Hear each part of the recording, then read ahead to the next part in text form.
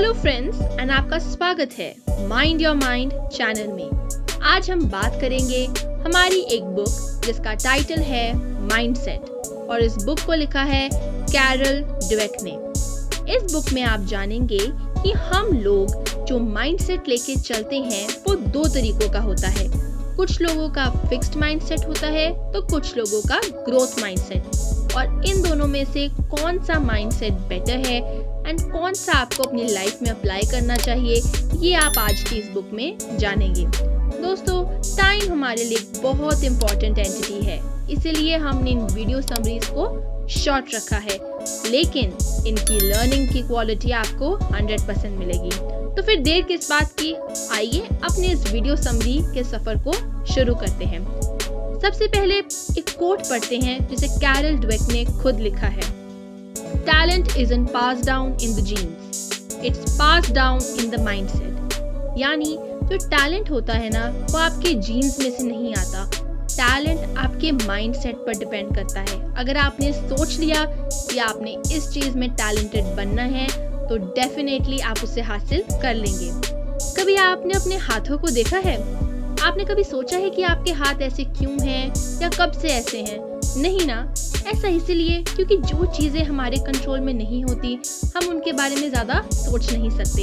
फिर चाहे वो आपकी अपीयरेंस हो या फिर आपके फीचर्स जैसे आपकी हाइट, आपकी शेप नोज की एंड आपकी आंखों का कलर, ये सब चीजें आपके कंट्रोल में नहीं होती हैं।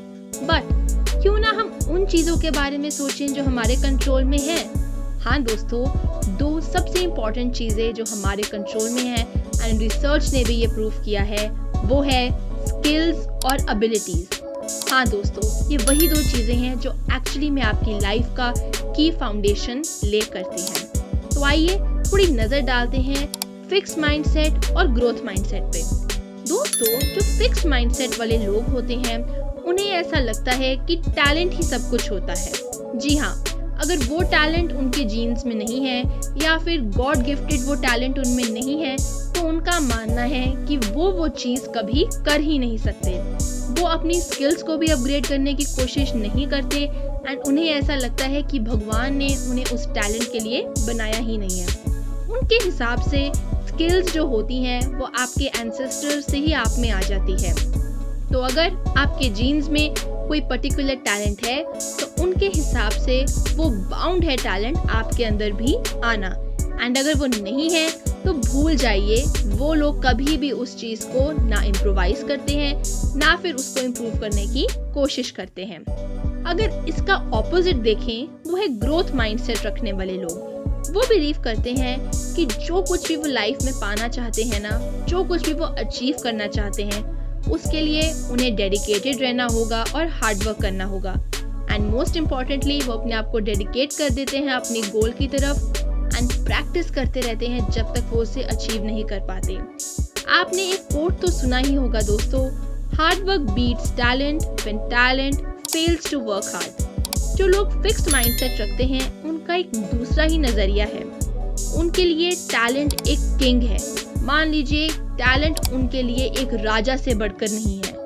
अगर आप बड़ी बड़ी कंपनीज की बात करें तो वो लोग भी क्या करते हैं, बेस्ट ग्रेजुएट्स को पूरी दुनिया में से हायर करते हैं एंड उनसे एक्सपेक्ट करते हैं कि वो परफेक्टली और इंस्टेंटली परफॉर्म करेंगे।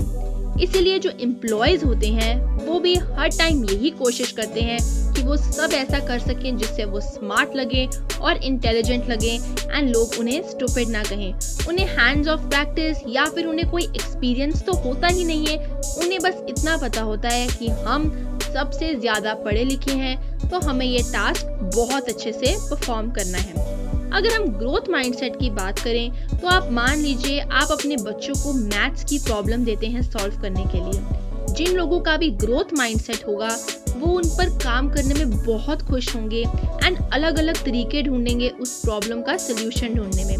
उनके लिए डिजायर होता है कि वो फेस करें बहुत ही ज्यादा टफर चैलेंजेस, फिर चाहे उन्हें पता हो कि उनके लिए कोई चैलेंज आ रहा है या नहीं आ रहा है, बट उन्हें इतना पता है कि जो सेटिस्फैक्शन उन्हें खुद को पुश करने में मिलेगी कि हाँ मुझे ये चीज करनी है, वो ही उनके लिए सब कुछ है।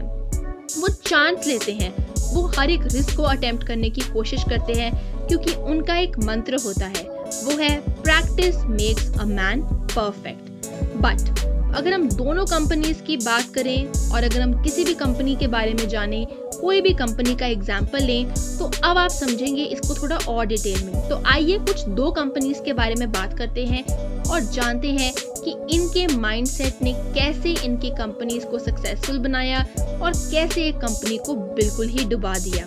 अगर हम बात करें हमारी कंपनी लैकोका, जो कि बहुत ही ज़्यादा फेमस होने लगी थी, बट जो इस कंपनी के मालिक थे उन्होंने सारा क्रेडिट खुद ही ले लिया, अपने आप को सराउंड कर लिया उन लोगों से जो कि उनके वर्शिपर्स हैं, उनकी अपनी इमेज बढ़ाने के लिए, अदर दैन अपनी कंपनी को प्रोग्रेस करवाने से।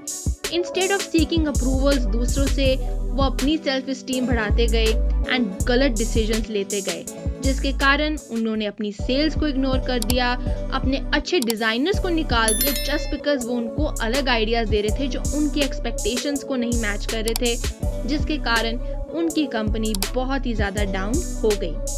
अगर हम दूसरी तरफ बात करें हमारी कंपनी ग्रेस्टनर की, ये कंपनी ने IBM जिसे हम कहते हैं उसके साथ बैटल किया, क्योंकि IBM के अंदर बहुत ज़्यादा इंटरनल बैटल्स थे, जिसके कारण टीम वर्क और कस्टमर सर्विस में बहुत ज़्यादा दिक्कत आ रही थी। बट उनके मालिक ने क्या किया, उन्होंने अपने आप को एम्प्लॉय लेवल पर रखा, उनके साथ कम्युनिकेट किया एंड सबके साथ इस तरीके से बिहेव किया जैसे वो खुद भी एक एम्प्लॉय हो।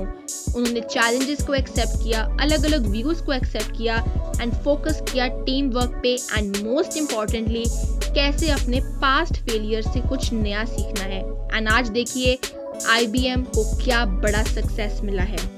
IBM के मालिक कहते होते थे कि मैंने 9000 शॉट्स मिस किए हैं अपने करियर में, तो देखिए आज उनकी कंपनी एकदम लीडिंग कंपनीज में मानी जाती है। अगर आप डिफिकल्ट सिचुएशंस को अवॉइड करते हैं तो आप फिक्स्ड माइंडसेट रखते हैं, बिकॉज आप डरते हैं कि अगर मैंने बहुत ज़्यादा टाइम लगाया किसी चीज़ पर एंड लास्ट में मैं फेल हो गया तो मैं क्या करूँगा। मैं फेल नहीं होना चाहता, मैं हमेशा ही बेस्ट रहना चाहता हूँ। अगर क्रिस्टोफर रीवी जो कि ओरिजिनल स्पाइडरमैन मूवीज़ के एक्टर रह चुके हैं, वो भी इस तरीके का एटीट्यूड या माइंडसेट अपना लेते तो वो तो मर ही जाते after his riding accident. But surprisingly हम सब लोग एक ग्रोथ माइंडसेट के साथ पैदा होते हैं। अगर हम बच्चों की बात करें तो वो कुछ भी सीखना चाहते हैं और संभलना चाहते हैं, बट हाउएवर 1 to 3 years की एज में आपका माइंडसेट डिटरमिन किया जाता है। तो आई होप फ्रेंड्स आपको आज की ये वीडियो समरी बहुत अच्छे से समझ आई होगी। And last but not the least, कोई भी इंसान किसी भी तरह का माइंडसेट अडॉप्ट कर सकता है and most importantly growth mindset कोई भी इंसान बहुत आसानी से अपनी लाइफ में अप्लाई कर सकता है।